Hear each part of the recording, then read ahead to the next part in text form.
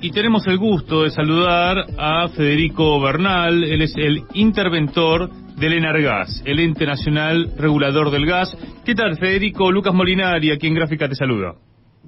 ¿Qué tal, Lucas? ¿Cómo te va? Bien, bueno, se vienen las audiencias públicas el próximo martes 16 de marzo, ¿no? Así es, 16 de marzo, 9 de la mañana. Arrancamos, virtual, ¿no? Bueno, una audiencia pública virtual que se va a poder ver, me imagino, por las redes, se va a poder seguir, ¿no?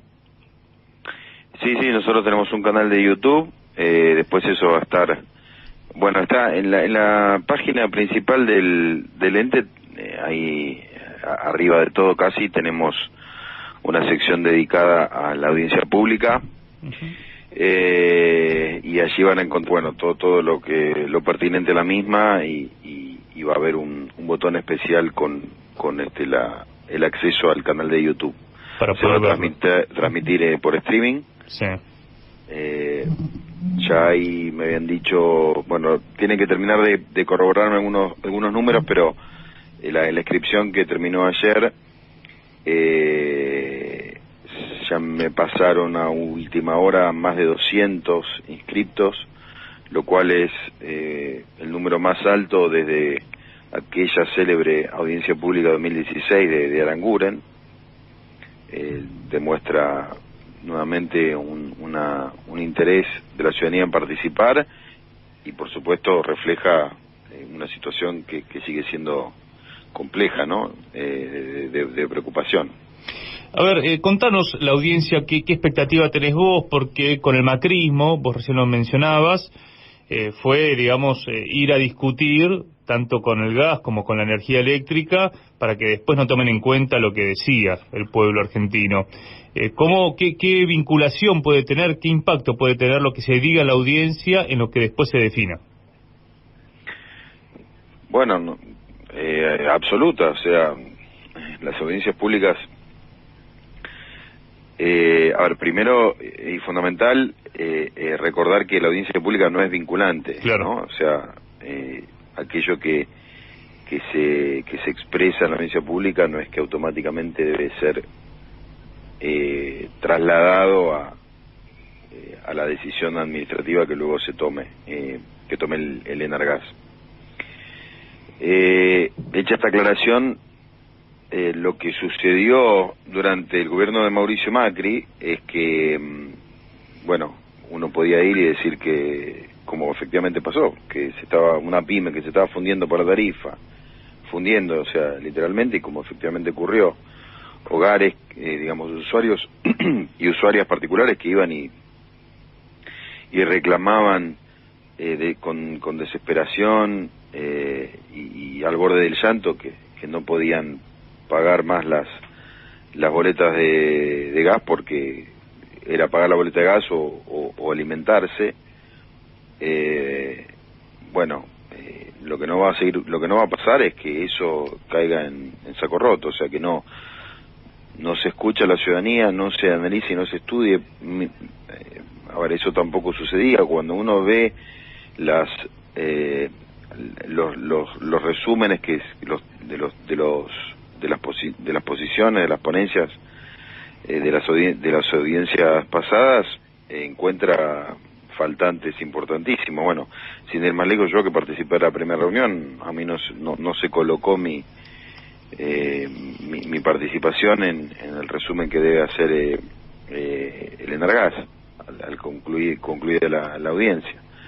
Entonces, digamos, bueno, ya sabemos muy bien que para Macri, para Aranguren, para, bueno, lo que es el neoliberalismo, la gente es con suerte un número de una planilla Excel, a veces ni siquiera es un número, o generalmente, digo, ni siquiera llega a ser un número, no está ausente. Bueno, eso el presidente nos pidió, obviamente, que eso termine. Él mismo el 1 de marzo en su discurso dijo la pesadilla de la tarifa heredada se terminó, la pesadilla de no saber cuánto se iba a pagar se terminó, la pesadilla de tener que verse obligado uno a la disyuntiva si alimentarse o pagar la tarifa, o sea, pagar tener el servicio público de gas y electricidad se terminó. Y lo que nos pidió el presidente es volver a tener tarifas justas, razonables y que se puedan pagar. De hecho planteó que haya una ley. ¿De eso no hay avance o sí? Él habló de un proyecto de ley de emergencia de servicios públicos. Bueno, se está trabajando, pero más allá de ese proyecto de ley, porque también él firmó un decreto de necesidad de urgencia en diciembre, abriendo el proceso de renegociación y suspendiendo la tarifa de Macri. Lo que tenemos por delante son estas audiencias públicas, es un régimen tarifario de transición en un marco tarifario y de servicios públicos que es volver a tenerlos como un derecho social que es. El servicio público es un derecho social y además es garantía de derechos, de otros derechos fundamentales que están consagrados en la Constitución Nacional, que son derechos humanos. Federico, aparecen operaciones en muchos medios de comunicación, por ejemplo, La Nación esta semana publicó este título: las tarifas deberían subir 40% para que no aumenten los subsidios, y da cuenta de un informe de los economistas Álvarez Agis y Arceo. Me imagino que estás al tanto, ¿no?, de estos informes.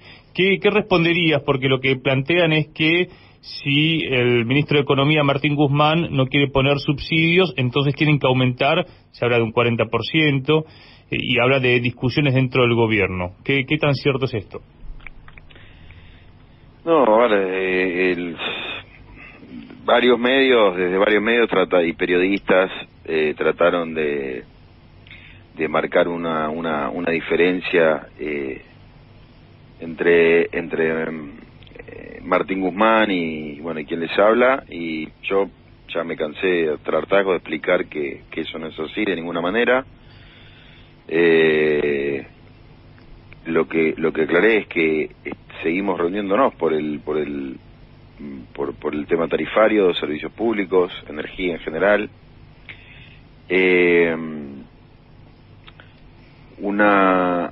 Hay una cuestión muy importante que yo siempre remarqué, que la particularidad que tiene el ente regulador, los entes reguladores, es que si bien no tienen estatus de ministerio, se rigen por marcos regulatorios, se rigen por leyes. Porque yo no puedo desconocer la ley, por ejemplo, que es la ley que rige el Servicio Público de Gas por Redes, que es la ley 24076, y rige el funcionamiento del Enargás y rige la tarifa del servicio público. Hay mucho desconocimiento ahí. Entonces yo, cuando a mí me preguntaban sobre la ley de presupuesto, y yo le decía, la ley de presupuesto no es competencia mía, yo no puedo regirme por la ley, por esa ley. Yo me rijo por la ley del Servicio Público de Gas por Redes.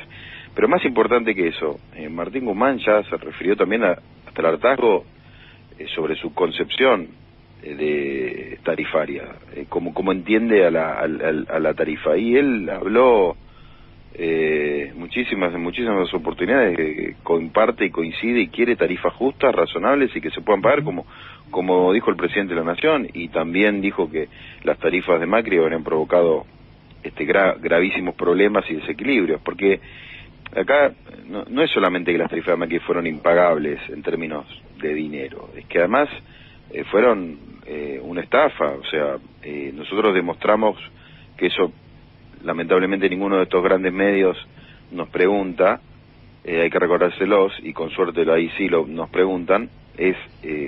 Nosotros estuvimos todo el año pasado trabajando en una revisión de auditoría que nos pidió el presidente de la tarifa heredada, y encontramos, una tarifa repleta de irregularidades y vicios insalvables. O sea, por eso es que recomendamos a fin del año pasado al presidente que la tarifa de Macri sea suspendida hasta que entre a regir una nueva tarifa. Por eso el proceso de renegociación se abre, por eso una nueva revisión tarifaria integral, y por eso este periodo de transición. Y Federico, y hay un elemento que hay que poner en discusión, que yo sé que vos lo planteás en otras entrevistas, que es la tasa de ganancia de las empresas. Bueno, el servicio público tiene que, obviamente, hay que distinguir entre lo que es la rentabilidad una rentabilidad justa y razonable que tienen que tener las empresas.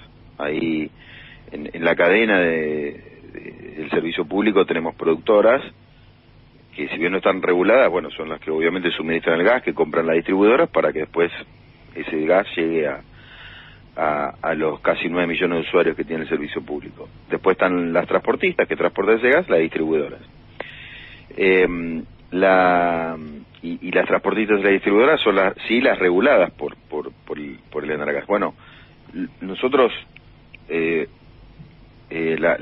digamos, en el marco regulatorio es muy claro al respecto. La rentabilidad tiene que ser una rentabilidad razonable para las empresas, y la tarifa tiene que ser justa y razonable. Es decir, en el último eslabón, que lo dejé para el final, porque siempre cuando se habla del servicio público se habla de productoras, transportistas y distribuidoras, en el último eslabón, como último eslabón, se habla de los usuarios. Y nosotros lo que venimos diciendo es no, los usuarios en realidad no solamente no es el último eslabón y que queda más perdido ahí en los análisis, sino que además los usuarios es el centro, es la columna vertebral del servicio público, porque si el usuario no puede pagar, las distribuidoras no cobran, las distribuidoras no pagan el gas y las productoras no reciben ingresos por el gas que suministran al mercado interno, que de eso viven básicamente. Entonces se desmorona el servicio público, deja de existir. ¿Qué fue lo que pasó con Macri? ¿Por qué? Bueno, porque se hizo insostenible. Recordemos que fue el mismo Macri quien tuvo que congelar el servicio público. Lo hizo por cuestiones electorales, obviamente, pero porque nadie lo podía pagar. Y desde 2017 que arrancó cambiando y poniendo parches regulatorios al servicio público, o sea, diferimientos, cuotas, no sé si recordás, todo ese despelote que uno le venía la factura, pero con una cuota del mes pasado, del periodo anterior, una cosa impresentable. Entonces, digamos, eso no preguntan los periodistas, se olvidan, ¿no? Siendo benévolos. Y bueno, y es algo estratégico, que nosotros estamos permanentemente insistiendo en que salga a la luz y dándolo a conocer, porque reitero, las tarifas de Macri tenían un problema que era el que eran impagables, pero eran impagables porque estuvieron muy mal diseñadas adrede, artificialmente. Claro, mal diseñadas para el pueblo argentino, pero claro, no para los grupos económicos. Y ahí voy a lo que decís, para que la rentabilidad de las empresas, tampoco de todas, porque estaba tan mal que tampoco le sirvió a todas las empresas del sector, para que la rentabilidad sea una rentabilidad excesiva, injusta e irrazonable. En ese sentido, Federico, vos presentaste una denuncia penal contra Aranguren y funcionarios de Energía y Enargas. ¿Hubo avances en ese sentido? ¿Tenés expectativa en que se haga justicia? Bueno, expectativa, por supuesto. No perdemos la esperanza de que eso avance. Está avanzando. En ambos casos la causa ya está está en la etapa de investigación de parte del fiscal que la tomó. Se impulsó la acción, ¿no? de investigación y bueno, ojalá que se haga justicia. Nosotros hicimos dos denuncias, una denuncia, las dos el año pasado, una denuncia a Aranguren, Reutemann y Marcos Portó, que fue el subsecretario de Hidrocarburos del Ministerio de Energía y Minería, de Aranguren, ¿no? Por incumplimiento de deberes de funcionario público. Ahí calculamos un perjuicio que habría provocado al Estado Nacional por cerca de 550, 60 millones de dólares, al Estado Nacional y a los usuarios por 170 millones de dólares. Esto tenía que ver con la dolarización de los precios del gas en Boca de Pozo. Y luego hicimos una denuncia dirigida, ya eran unos 7 exfuncionarios, Aranguren, había autoridades también de la intervención del Enargas, que eso fue en 2016 y 2017, estaba también Chamburlerón, que fue el subsecretario de Coordinación de Política Tarifaria de Aranguren. Chamburlerón, siempre hay que recordar, fue, antes de asumir como subsecretario, fue al menos 10 veces testigo de parte de empresas energéticas del gas y la electricidad que denunciaron al Estado Nacional ante el CIADI y se sirvieron de los excelentes servicios del señor Chamburlerón como testigo de parte para obviamente ganarle esos juicios al Estado Nacional. Bueno, ese fue el que después asumió como el coordinador de la política tarifaria de Aranguren. Ahí también denunciamos a estos 7 exfuncionarios y calculamos un perjuicio a los usuarios y a las usuarias por una manipulación de lo que se llama un factor de actualización de la base tarifaria, que es un componente de la tarifa, en casi 1.300 millones de dólares. Qué bárbaro, ¿no? Ese es el saqueo, son los números del saqueo, cuando hablas de los millones de dólares y de los buitres. Déjame finalmente preguntarte, porque en el periodo 2003-2015 hubo muchas familias argentinas que lograron conectarse a la red de gas natural y dejar la garrafa, y bueno, sabemos que este es un plan estratégico que hay que poder discutir hacia adelante, que de mucho depende lo que estás haciendo vos y con todo un equipo frente al Enargas y lo que también se está desarrollando en la Secretaría de Energía. ¿Hay algo para comentar en ese sentido, de planes hacia adelante, por ejemplo, los comandó en su momento Julio De Vido? Yo sé que estuviste vos trabajando en eso, en 12 años virtuosos del gobierno anterior, el de Cristina y el de Néstor, que lograron que muchas familias puedan gastar menos para poder, por ejemplo, calentar sus casas. Bueno, como vos decís, en aquel periodo fue entre 2013 y 2015 se registró la mayor expansión de las redes de gas y electricidad de la historia.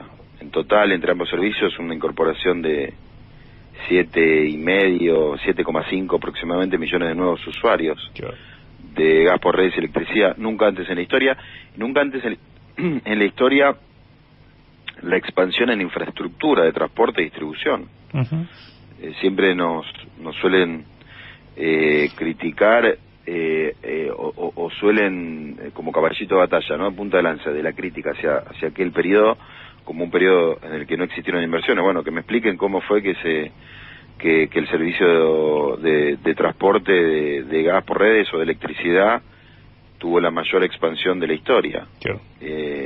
Y cómo fue que se incorporaron 7,5 millones de usuarios que lo hicieron con redes de transmisión de distribución que vinieron, no sé, de Júpiter, de Marte, entonces hay mucho desconocimiento, hay mucha maliciosidad. Sí, hubo mucha plata de las privatizadas, digamos, porque esto se hizo pese a las privatizadas que seguían teniendo tasa de ganancia, ¿no? Las empresas obviamente tenían años complicados y otros años muy buenos. De hecho, en 2015 terminaron repartiendo dividendos. Hubo años durante el periodo 2003-2015 en el que se repartió dividendos. Ninguna de esas empresas quebró, o sea, las distribuidoras con las que yo estoy tratando, más allá de cambios de manos, y ni siquiera de manos, a veces de accionistas menores, las empresas, ninguna de esas empresas quebró, ni transportistas ni distribuidoras. Es más, muchas de ellas hasta se expandieron. Uh-huh. Grandes empresas energéticas, como el caso de Pampa Energía, las empresas inclusive también vinculadas a los grupos de Nicolás Caputo, que resulte paradójico. Entonces, bueno, ahí hay mucha tela para cortar. Ahora, los proyectos hacia adelante, para desandar la desinversión histórica que paradójicamente ha sido con Macri, porque la expansión del servicio público de gas por redes en incorporación de usuarios residenciales fue la menor de la historia con Macri. La menor de la historia, entonces, ¿no? A pesar de la tarifa, la menor de la historia. Y las redes de transporte crecieron 40 kilómetros entre 2016 y 2019 contra 600 y pico que habían crecido en el segundo gobierno de Cristina Fernández de Kirchner y 1.500 en el primer gobierno de Cristina Fernández. 1.500 contra 40. Sí.